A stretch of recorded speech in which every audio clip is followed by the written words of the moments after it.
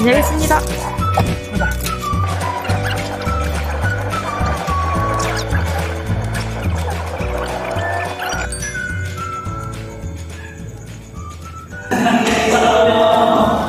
Would you like sweet coffee?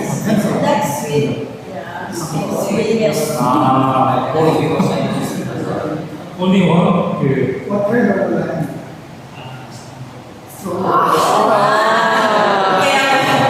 페오레라고 하면 드립커피에다가 우유를 넣습니다. 페오레라고.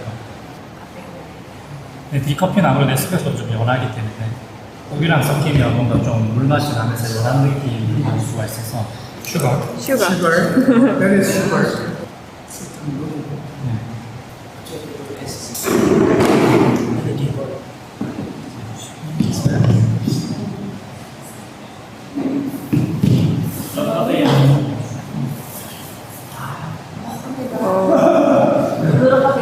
Sometimes I need because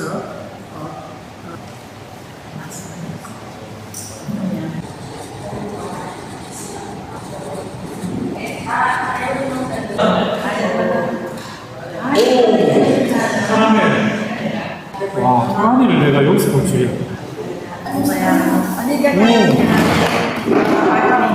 오, 상당한데 이거. 아, 이건 안 쓰는 게 좋아요.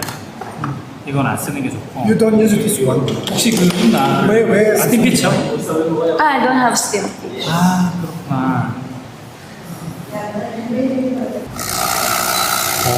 온도도 잘 나오고. 아, 좋은데? Do you want to use local coffee? 아, 예. 여기 있어요. 스콧 겸 템퍼거든요. 아, 로부스타 섞여있네.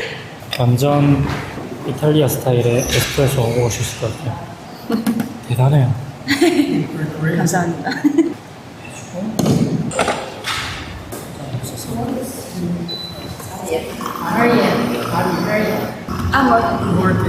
잘 나오네. Ah, cider.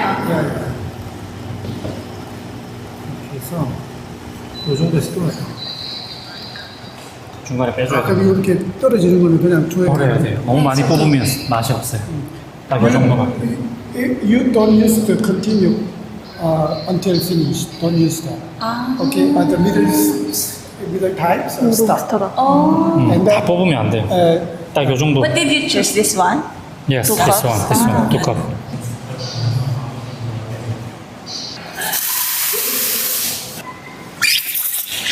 와, 스팀 진짜 센데? 네, 아, 잔이 너무 작다. 와, 이 머신 좋은데? 여기다 하면 안 돼요? 스팀이 엄청나게 세네요. 그거 있네요? Ano ba yun, te? Broad lang na talaga. 3,000 peso 있으니까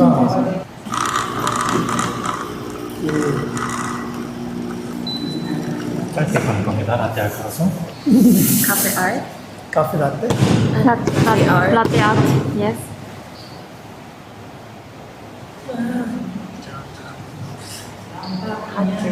이거는 더 만들어 봐야겠네.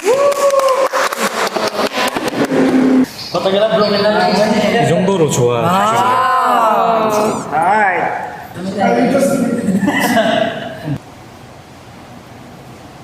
Come on, come on, come on. Look that. 되지 않게. Parang electric na gusto.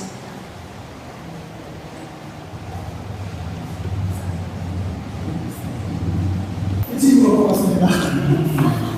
Takman mo naman din eh.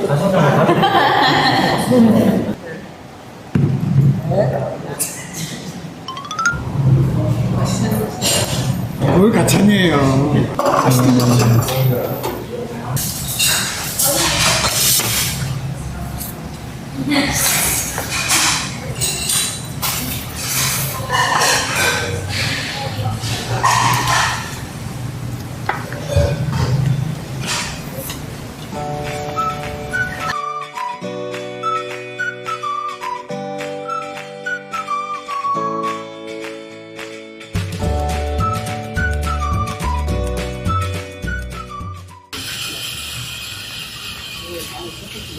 Thank you.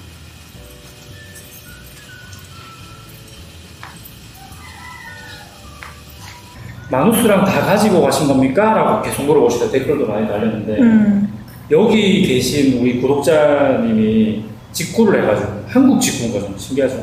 뭐 다 있습니다. 이거 보이십니까? 이거 FCD도 있고 진짜 없는 게 없어요. 이것만 있는 게 아니라 207M이라고 하는 후지로열 짝퉁도 갖고 계시길래 그거 진짜 갖고 오고 싶었는데 그거랑 멜리타 드리프만 딱 있었으면 끝나는 건데 정유정님 반갑습니다. 야, 그 우리 저녁 방송 오시는 분들이 이 아침에도 다 계시네요. 부지런하셔라. 다들 지금 출근해야 될 시간 아닌가요? 지금 회사에서 지금 이러고 있는 건가요? 아침에 자유방송 켜고 지금 업무 안 하고 부장님 눈치 양도 일하는 척 하면서 이렇게 이거 끼고 있는 거 아니야 혹시? 아니잖아. 근데 우리 방송에 있는 분들은 대부분 나아져 애들일 텐데 왜 이 MZ 세대들이 하는 그 아이팟을 끼고 안녕하세요. 안녕하세요.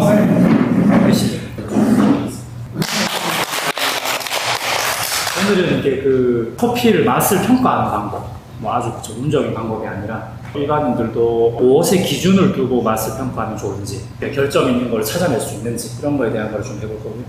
앞서서 먼저 오늘 좀 개인 질문 좀 먼저 받고. 라떼가 우유라는 뜻이죠? 네네. 어제 안 그래도 저녁 강의 때 이 얘기가 나오는데 라떼는 에스프레소와 우유를 섞어서 만든 걸 라떼라고 하고요. 에스프레소에 우유 거품을 얹으면 카푸치노가 되는 거고요. 핸드드립에다가 우유가 들어가면 카페 오레가 되는 겁니다. 여기 이게가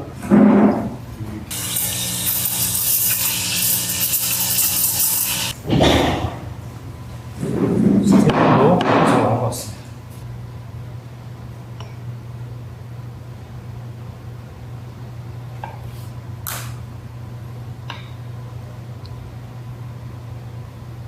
한 잔 일단 나왔고요.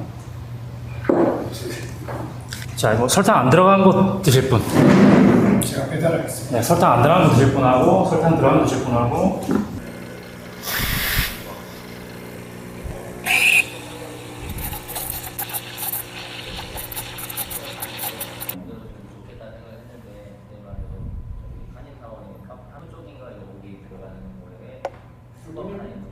앞에 뒤에 컴퓨터죠?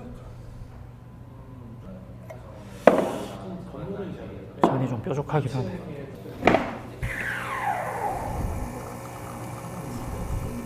에스프레소는 훨씬 더 좋아졌는데?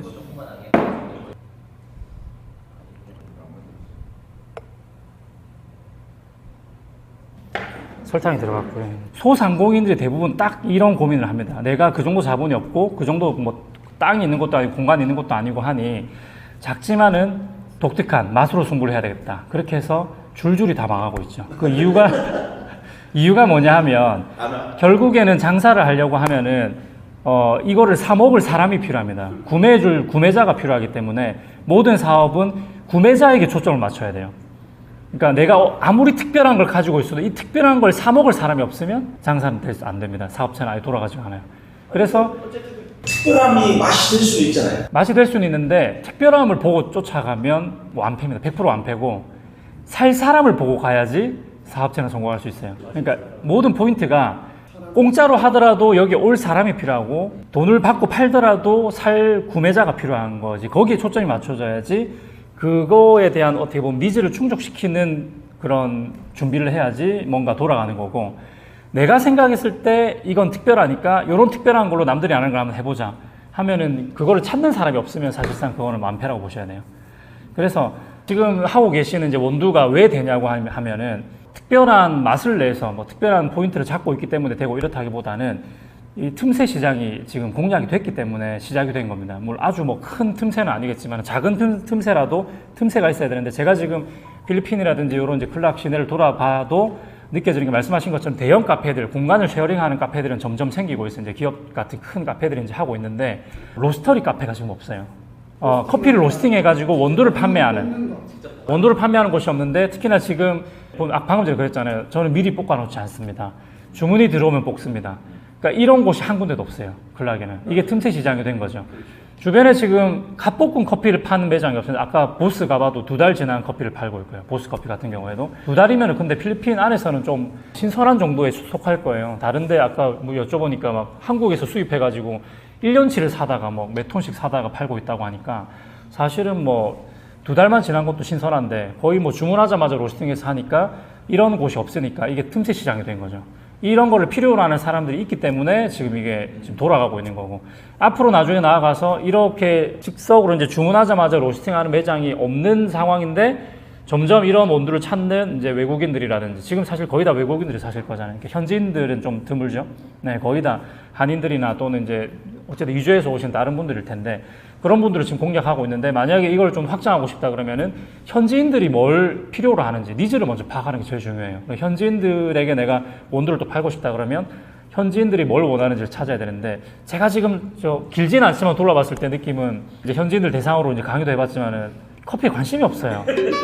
그러니까 아무리 내가 맛으로 기가 막히게 기똥차게 전 세계 챔피언 데리고 와가지고 매장을 차려도 여기서 현지인을 대상으로 공략을 하면 100% 망한다. 왜? 살 사람이 없으니까요.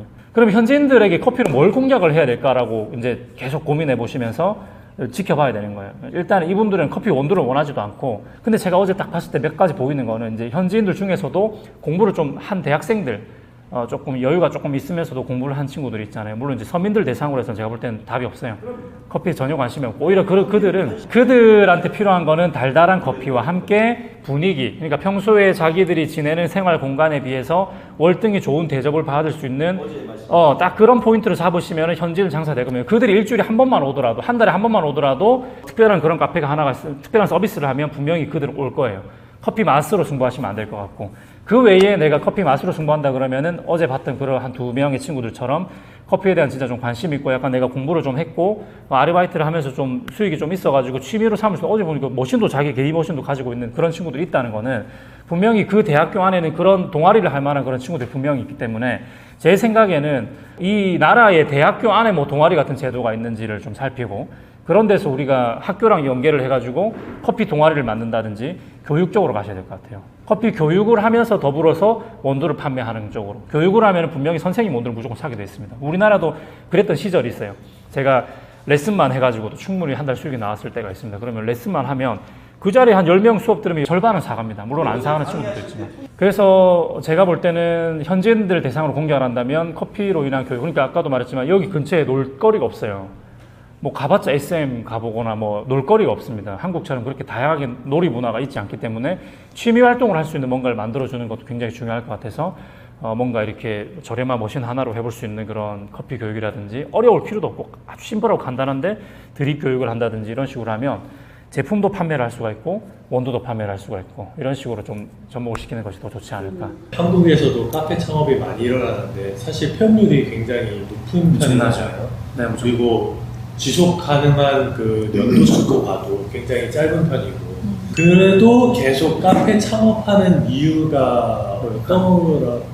만만하게 생각했어요. 사업에 대해서는 1도 모르면서 내가 커피 좋아하니까 내 커피를 좋아하는 사람도 있겠지라고 추측하는 거. 근데 사실은 아까도 말했지만 이거를 먹을 사람이 있어야 돼요. 지금 저도 컨설팅하면서 제일 답답한 게 뭐냐면 자기 머릿속으로만 창업을 해요. 상상을. 상권 분석을 해야지 사업이 되는데, 모든 사업체는 상권 분석을 하고 여기서 구매자가 얼마나 되는지를 먼저 파악하고 시작해야 되는데 생각도 안 해요. 누가 이걸 살 건지, 이 동네는 어떤 사람들인지 파악도 안 하고, 나는 나만의, 나는 이런 디자인을 할 거야, 이런 잔에다가 이런 가격으로 해서 이런 메뉴를 해서 딱 하면 사람들이 정말 많이 오겠지. 상상력으로 그냥 탁 차리니까 100% 망하죠.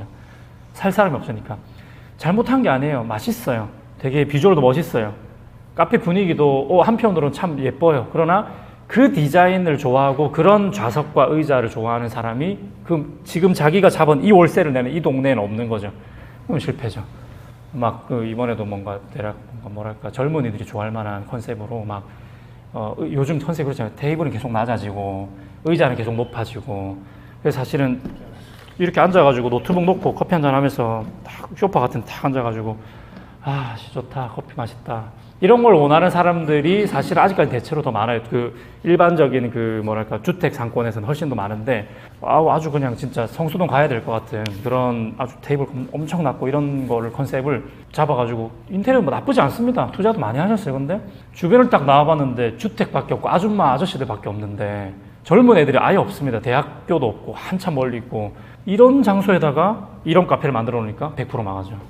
내가 원하는 걸 해서는 안 된다. 대표님이 보시기에 그러면 사건 분석을 해야 된다라고 네. 했을 때 어떤 접근 방법을 대표님은? 어떤 접근 방법? 그러니까 상권 분석을 어떻게 시작한다든지. 아무것도 이런 거에 대한 방법을 모르는 상태에서 네. 그 동네를 많이 돌아다녀야 되고요. 일단은 그래서 왜 이렇게 보시면 월세가 높은 데가 왜 그 월세가 높냐 그러면 사람이 많이 다니기 때문에 그런 거기 때문에 사실 어떤 곳은 이런 것도 있어요. 월세 싸고 공간도 좋고 너무 좋은데 그 주변에 일단 사람 자체가 아예 없는 경우들도 있어요. 아침 7시 되면 사람이 다 출근하고 사라지는 동네, 밤 8시쯤 돼야지 사람들이 들어오는 동네, 그러나 10시쯤 되면 다 자는 동네. 사실 이런 데는 어떤 장사를 해도 좀 어렵습니다. 뭐 치킨 장사 외에는 거의 어려울 거예요. 밤에 야식 장사 외에는. 근데 그런 데다가 카페를 차린다 그러면 사실 안 되겠죠. 그래서 상권을 분석한다는 건 그 동네를 잘 많이 다녀봐야 되고, 그리고 일단 여러분들이 무조건 피해야 되는 거니까 초보자 사업자 입장에서 무조건 피해야 되는 거, 내가 하고 싶어 하는 카페가 이 동네에 없다, 안 해야 됩니다. 왜냐면 이유가 있는 거예요. 하면 안 될 동네이기 때문에 안 하는 겁니다. 돈 있는 사람들도 안 오는 거죠. 근데 여기 이 동네에 내가 이런 카페가 없네? 내가 한번 해볼까? 이렇게 대부분 시작해서 다 망하는 거죠. 반반 아닐까요? 거의 그냥 100%입니다. 왜냐면 생각보다 세상에 돈 많은 사람이 너무 많고 사업하려는 사람이 너무 많아요. 근데 아직까지도 이 시대가 왔는데도 이 동네에 그런 카페가 없다라고 한다면 와, 내가 앞서 나가는 게 아니라 가치가 없기 때문에 아무도 선택하지 않은 거다라고 생각해요. 예를 들면요. 어쨌든 커피가 좋은 수단인 것 같아요. 네. 그러니까 아까 어제도 말씀하셨듯이 필리핀 아직 커피만 가지고 접근하기에는 좀 어려워요. 그러니까 주변에 뭔가 다른 요소들이 있어야 되는데 저는 그 다른 요소를 제가 가지고 있는 안틱으로 한번 생각해봤거든요. 안틱. 앤틱. 네. 그러니까 이제 디스플레이죠. 네, 앤틱 디스플레이. 네. 이제 제가 앤틱을 많이 가지고 있는데 그 공간에다가 앤틱으로 이렇게 디스플레이를 하고 이제 이 커피나 이제 음료를 거기다가 이제 집어넣으면 어떨까라는 생각을 제가. 그것도 방금 제가 말씀드렸던 거에 바로 접목을 시켜가지고 그 앤틱한 분위기를 즐기는 사람들이, 그러니까 구매자가 있는지 수요가 있는지를 먼저 파악하시고 있다 그러면 하셔도 돼요. 근데 주변 필리핀 사람들은 그런 여유를, 그러니까 앤틱 보면 뭐 낡았어 라고 생각하는데 앤틱을 차려놓으면 지금 제가 그 앤틱에 대해서는 뭐 아주 뭐 치밀하게 조사는 안 했지만은 어느 정도 조사를 했는데 앤틱은 역시 서민들한테는 안 통해요. 이게 뭐 이제 좀 중산층 이상 그래도 좀 경제적으로 여유 있는 사람들이 앤틱에 대한 관심이 있고 이 앤틱 시장이 굉장히 지금 점점 수요가 커지고 있어요. 그리고 값도 굉장히 고가예요. 이게 한국에서 한 10만 원짜리 하는 게 여기는 100만 원을 합니다. 똑같은 물건인데. 그래서 저는 그 한국에도 앤틱 카페 같은 데가 있잖아요. 있습니다. 어마어마한 데 있습니다. 경주에 가면 박물관 같은 데가 있어요. 네, 경주. 진짜 100년 전에 있었던 것들 막 모아놓고 그냥 거기 전시해놓은 거 말고 수십억이 전시가 돼 있어요. 뭐 저는 뭐 수십억은 아니고. 근데 그분은 그 정도 매출은 못 만듭니다. 그러니까 이건 굉장히 특성화예요. 그러니까 대화가 될 수는 없어 절대로.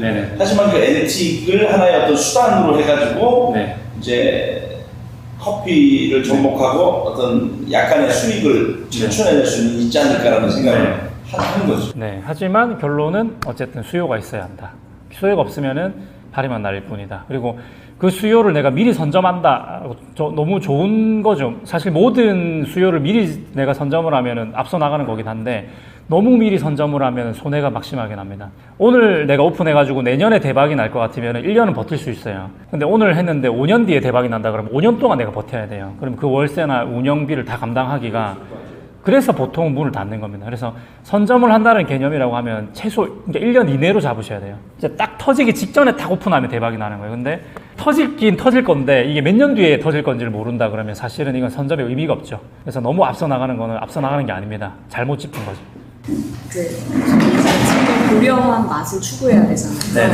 그래서 어제도 대상으로 삼고 있는 사람들이 어떤 걸 선호하는지를 알고 장인 정신이 아니라 그 대상들이 좋아할 만한 걸 제공하는 게 오히려 효자 메뉴, 뭐 딸기 음료라든지 이런 게 될 수 있다고 말씀을 하셨는데 그렇다고 하면 이제 커피 맛으로 승부한다는 그 맛 자체가 어떤 장인 정신의 맛이 아니라 이들이 좋아하는 맛에 대한 장인 정신을 발휘해야 되는 부분, 결국에 그렇게 가는 거라면 그렇죠. 카페를 차린다는 것 자체가 누군가를 오게 할 거기 때문에 오게 하는 사람에게 맞추는 게 맞죠. 그러니까 그렇다면 이 주변보다는 살짝 맛은 조금 더 있는데 자기 만족이다. 여기 목사님 말씀하시는 제가 말씀드린 약간 그 앤틱함의 특색을 갖추는데 이 주변보다 음료가 엄청 욕심을 부린 장인 정신이 아니라 살짝만 더 맛있으면 그래도 시도해볼 만한 곳인가?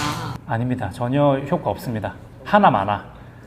하나마나다. 대중은 정말 싸늘합니다. 근데 제가 볼 때 필리핀도 당장은 아니지만 앞으로는 그게 가능할 거라고 저는 봐요. 언제 터질지 모르겠어요. 그걸 최소 1년 안에 터져야 됩니다. 안 그러면은 선점이 아니라 헛짚은 거다. 네. 언제 터질지 모른다는 게 그렇게 따지면 여기 투자할 만한 사람들 다 그 생각이기 때문에 못 하는 거고요.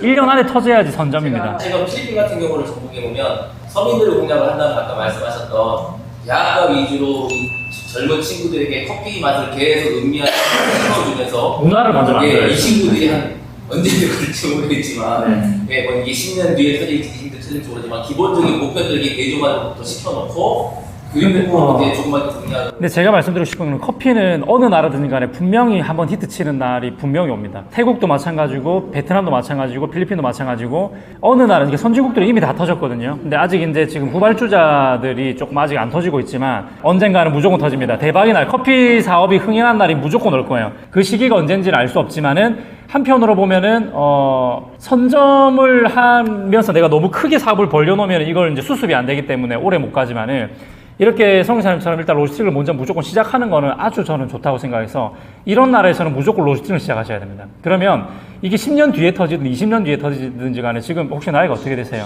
30대시면 20년 지나도 50대밖에 안 돼요. 20년 뒤에 터지면은 살짝 흰머리 나기 시작하면서 1세대 로스터가 되는 거예요. 그러면 그때 가서 완전 대박이 날 수도 있는 거거든요. 그래서 20년을 기다려. 아니 그건 알 수 없지.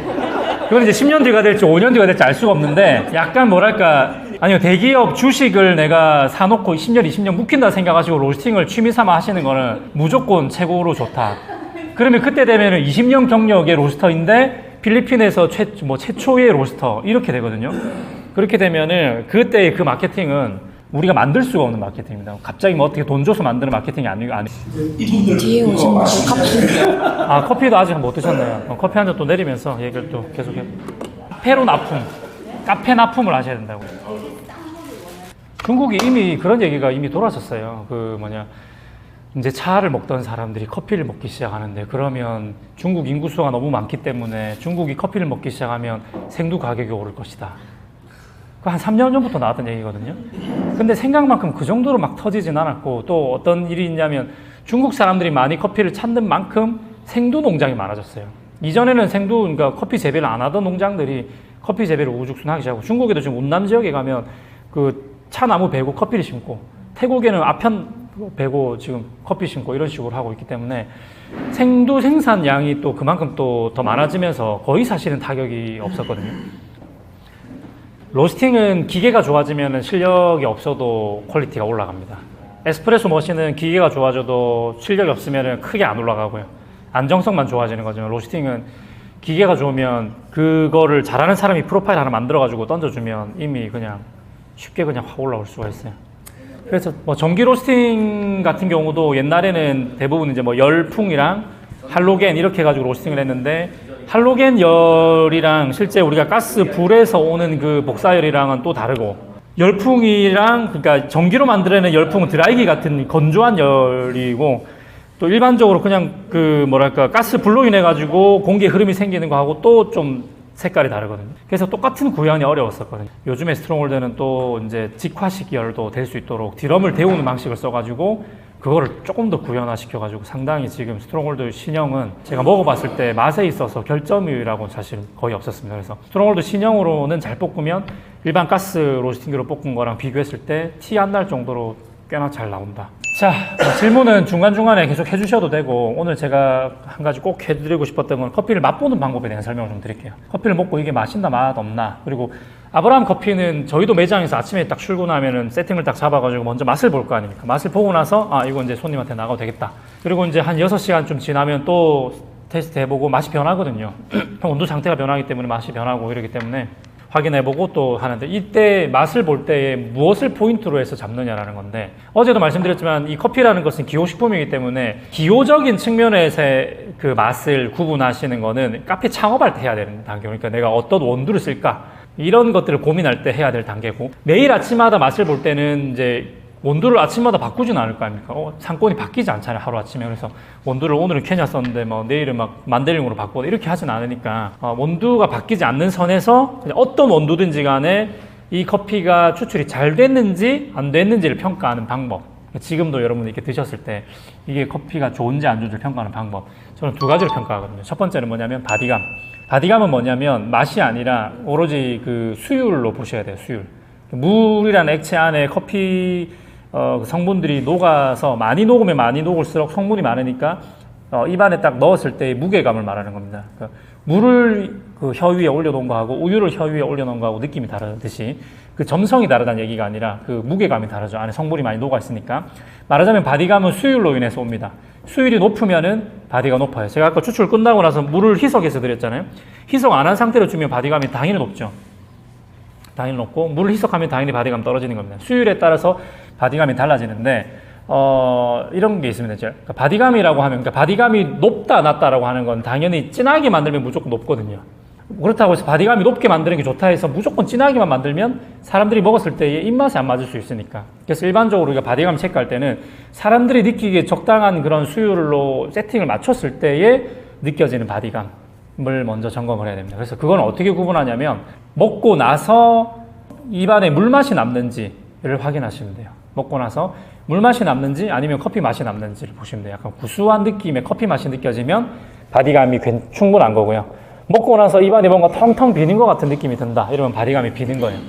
그래서 이게 첫 번째 확인하는 방법. 바디감이 떨어지면 일단 추출이 잘못된 겁니다. 왜냐하면 원두를 충분히 사용했는데 이 안에 있는 성분이 제대로 나오지 못했다는 거기 때문에 바디감이 부족한 커피는 추출이 잘못되었다. 과소 추출이 됐다라고 생각하시면 되고요. 두 번째 확인하는 거는 자극의 정도를 봅니다. 처음에 딱 커피 한 모금 처음 딱 들어가자마자 뭔가 혀에 느껴지는 자극을 체크하는 거죠. 근데 이 자극, 뭔가 찌릿하고 약간 뭔가 자극적인 맛 있잖아요. 요 자극을 체크하는데 이 자극이 너무 과해가지고 인상이 탁 이렇게 딱 찌푸러질 정도로 자극이 탁 쏘고오면은 이것은 과다 추출로 분류하는 것이 맞습니다. 먹었을 때 아무런 자극이 없다. 이거는 사실 부정적이지만은 않지만 또 그다지 긍정적이지는 않아요. 왜냐하면 우리는 커피를 먹고 나서 애프터 테이스트라고 하는 걸 굉장히 중요하게 생각해요. 먹고 나서 훔이라 그러죠. 그러니까 지금도 제가 커피 먹은 지 지금 한참 지났지만 말할 때 계속 뭔가 잔향이 남는단 말이죠. 그래서 이게 굉장히 매력적인 거죠. 입안에 계속 잔향이 남으면서 커피가 또 생각나니까 또 한 모금 더 먹게 되는 거고. 애프터 테이스트는 커피를 또 한 모금 더 먹게 만들어요. 먹고 나서 생각이 자꾸 나는 거예요. 애프터 테이스트가 도니까 한 모금 더 먹어야겠다.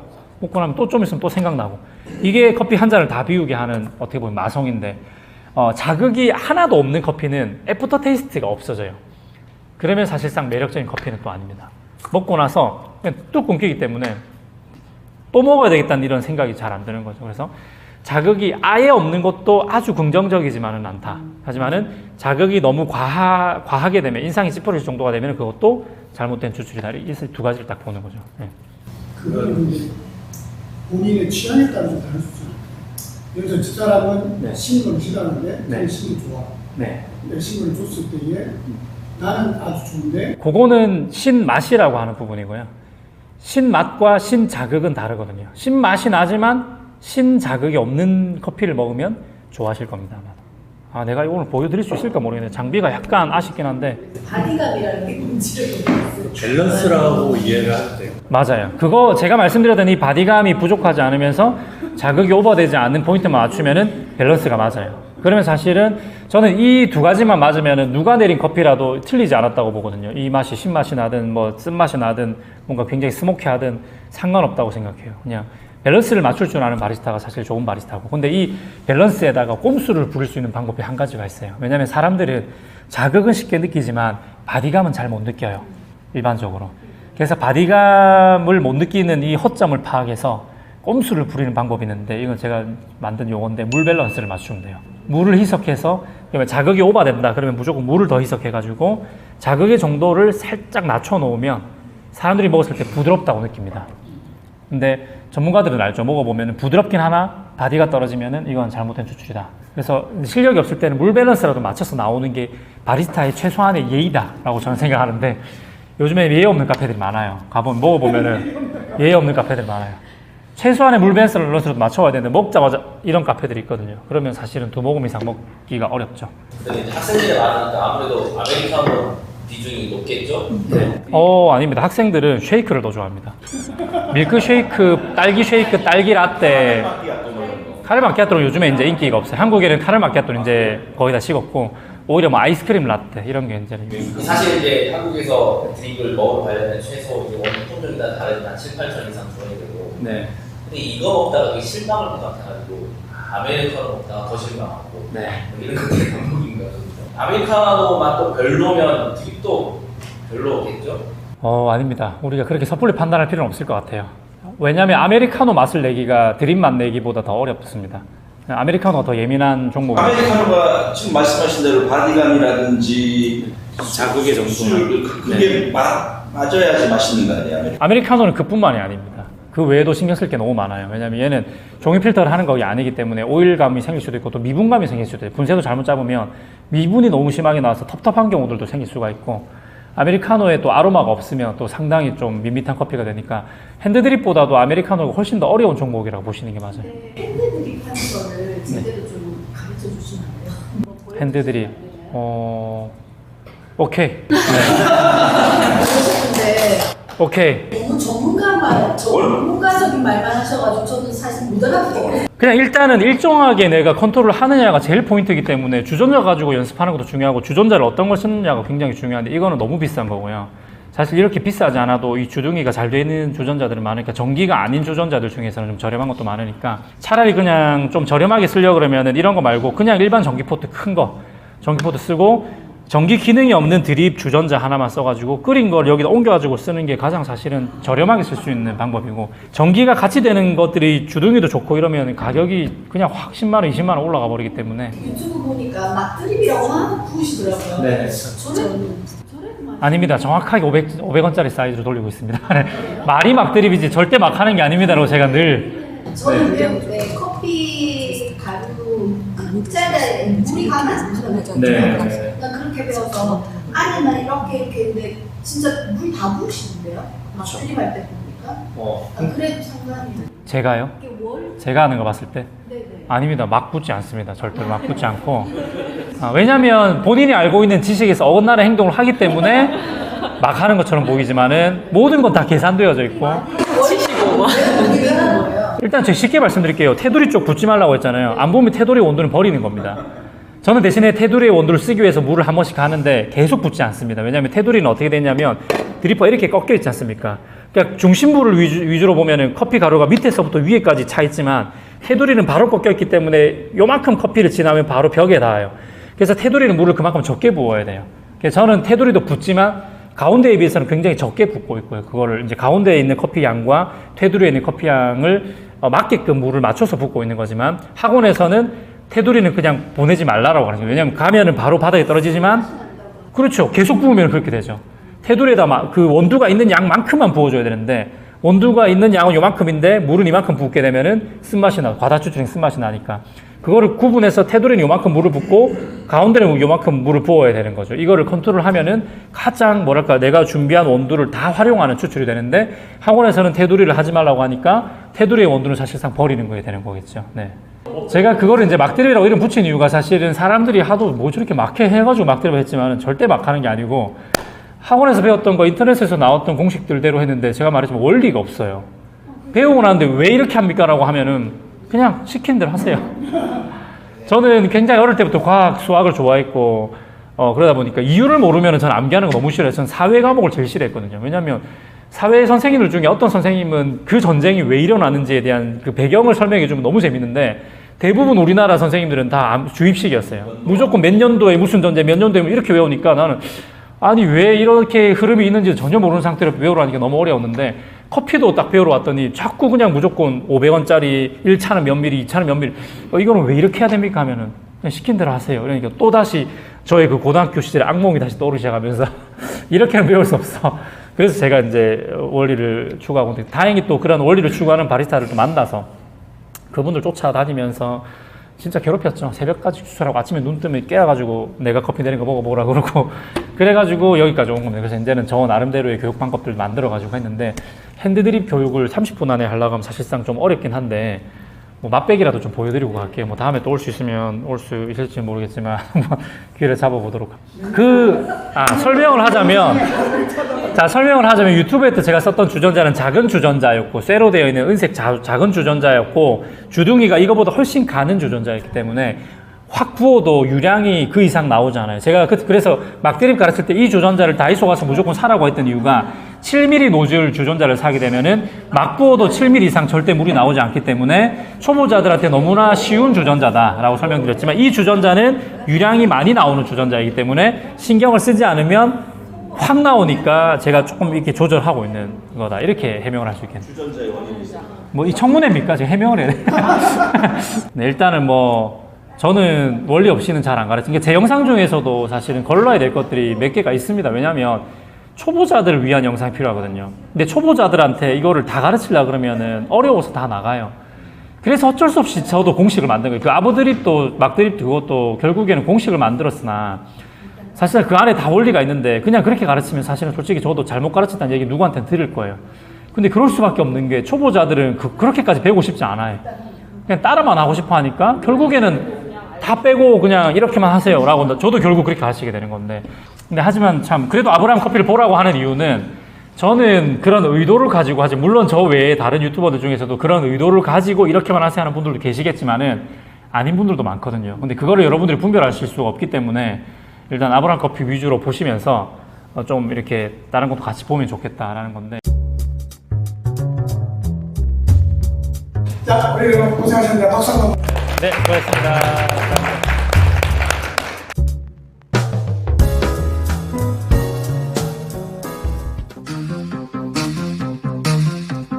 행복한 커피 아브라 커피 아브라 커피 아브라 커피 아브라